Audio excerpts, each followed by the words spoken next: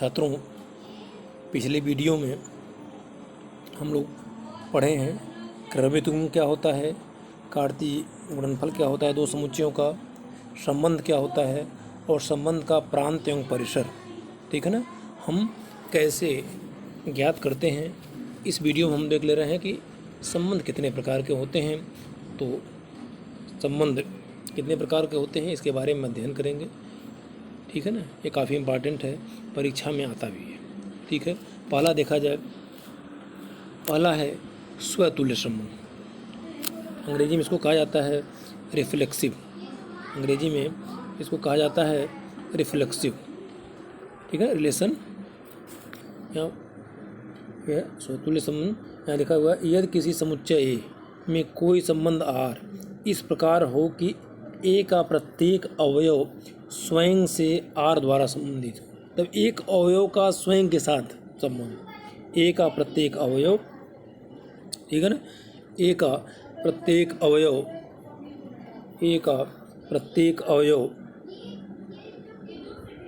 ठीक है ना, ए का प्रत्येक अवयव, ए का लिखा हुआ है प्रत्येक अवयव स्वयं से आर द्वारा संबंधित, ठीक। तो हम उसको कहते हैं कि आर जो संबंध है एक स्वतुल्य संबंध है, ठीक है ना। इसका मतलब ए का संबंध ए से, देखिए ऐसे लिखा, ये कोई अवयव ए है तो ए का संबंध स्वयं से या ए से किस संबंध द्वारा, आर द्वारा। यदि कोई अवयव स्वयं से, ठीक है, संबंध आर द्वारा संबंधित हो तो इस प्रकार के संबंध आर को हम कहते हैं एक स्वतुल्य संबंध, ठीक है ना। यहाँ देखिए गणितीय भाषा में लिखा हुआ है कि यक्स कामा यक्स, इसका मतलब कि यक्स जो है वह स्वयं से संबंध आर द्वारा संबंधित है, ठीक। एग्जाम्पल के रूप में देखा जाए, ठीक है, लिखा हुआ है कि यदि ए समुच्चय ए दिया हुआ है तथा इस पर एक संबंध आर है, लिखा हुआ है एक संबंध आर इस प्रकार से परिभाषित है। देखिए आर बराबर लिखा हुआ 1,1, 2,2, 1,2, 1,3, 2,3, 3,3। ये बताना है कि क्या ये आर जो है, ठीक है ना, एक ये स्वतुल्य संबंध है, ठीक। अब देखा जाए क्या आर में एक से संबंधित है कि नहीं है। यहाँ देखिए एक क्या हो, क्या क्या है, एक है, दो है, तीन है। तो देखा जाए क्या एक से संबंधित है या दो से संबंधित है कि नहीं है, तीन से संबंधित। देखिए यहाँ पे 1,1 का मतलब जो है एक है, संबंध आर द्वारा संबंधित, एक से संबंधित है। यहाँ क्या है, यहाँ पे दो से संबंधित है तथा तीन से। इसका मतलब प्रत्येक अवयव, ए का प्रत्येक अवयव स्वयं से संबंधित है।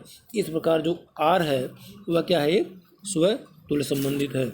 इसी प्रकार से किसी समतल में स्थित समांतर रेखाओं का समुच्चय भी एक स्वतुल्य संबंध है, क्योंकि प्रत्येक रेखा जो होती है वह स्वयं की क्या होती है, समांतर होती है। इस प्रकार समांतर रेखाओं का समुच्चय, या ये कहा जाए कि रेखाओं के बीच समांतर होने का संबंध भी जो होता है वह एक स्वतुल्य संबंध होता है।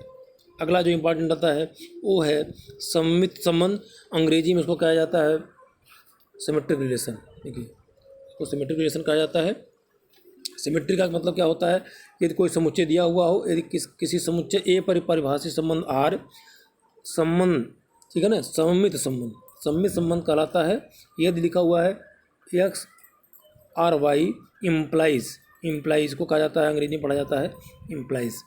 X R y implies that y R x. इसका मतलब क्या हो गया कि यक्स का जो संबंध, ठीक है ना, यहाँ देखिए यक्स का जो संबंध वाई से है वही संबंध वाई का एक्स से होना चाहिए। यदि यक्स का जो संबंध वाई से, यहाँ पे यदि वाई का सेम संबंध यक्स से हो तो हम कहेंगे कि यह जो संबंध है आर है वह क्या है, एक सममित संबंध। यहाँ ऐसे भी दिखा जाता है, देखिए यक्स आर से कैसे संबंध है, x y element of R. यही कहा जाए यक्स का जो संबंध वाई से है वही वाई का संबंध एक्स, ठीक है ना। तो ये संबंध आर जो हो जाएगा वह एक सममित संबंध हो जाएगा, ठीक है।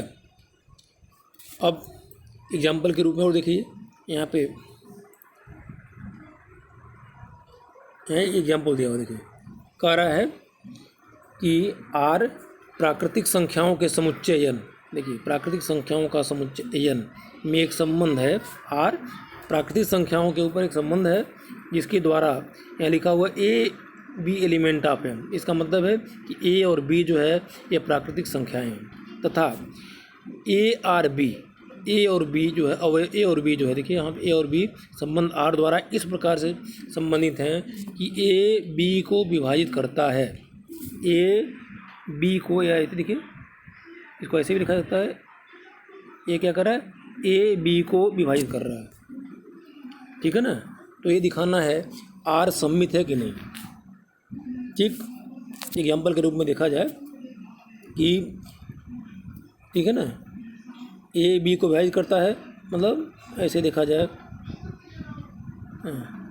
ऐसे लिख दीजिए 2 और 4। इसका मतलब कि 2 क्या करता है, 4 को विभाजित करता है। 4 में 2 का भाग देंगे कितना आ जाएगा, 2 आ जाएगा, जो कि एक प्राकृतिक संख्या है। लेकिन नीचे देखा जाए इसका मतलब कि 2 का 4 से संबंध क्या है कि 2 4 को विभाजित करता है। लेकिन ऐसे लिख दिया जाए 4R2, तो क्या 4 2 को विभाजित करेगा, विभाजित तो करेगा, लेकिन ये हो जाएगा 2/4 बराबर हो जाएगा 1/2, जो कि एक प्राकृतिक संख्या नहीं है। इसका मतलब कि जो 2 और 4 के बीच का जो संबंध है वह 4 और 2 के बीच का संबंध नहीं है। अतः जो है ये जो एग्जाम्पल दिया हुआ है, यहाँ पे एग्जाम्पल दिया हुआ है, वह एक सममित संबंध नहीं है। ठीक, अगला आता है, ये है अगला है संबंध, ये है संक्रामक। ये ध्यान देना है, संक्रामक नहीं है, संक्रामक संबंध है, ट्रांजिटिव रिलेशन अंग्रेजी में कहते हैं। ठीक, अब ये क्या होता है देखा जाए, ठीक है।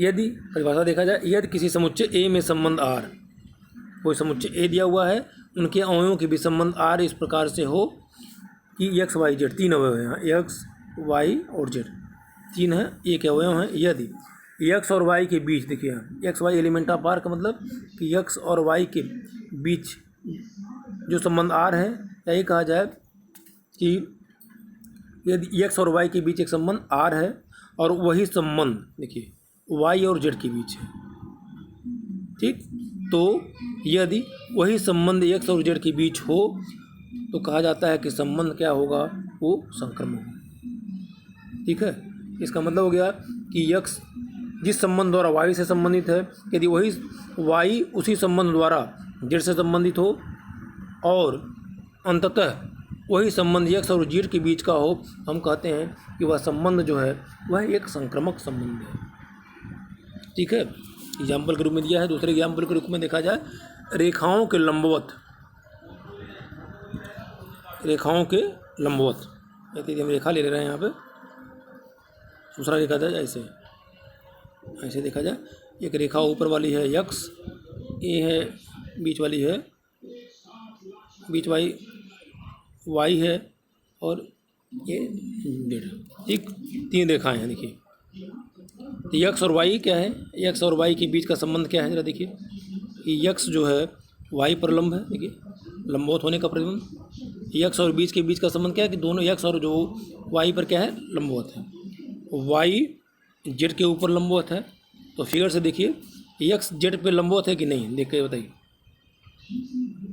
नहीं है, यहाँ पे एक्स क्या है, एक्स जेड के क्या हो रहा है, देखिए ये समांतर हो जा रहा है। इसका मतलब एक्स और वाई के बीच लंबवत का संबंध है और वाई तथा जेड के बीच का भी लंबवत होने का संबंध है, लेकिन एक्स और जेड के बीच लंबवत होने का संबंध नहीं है।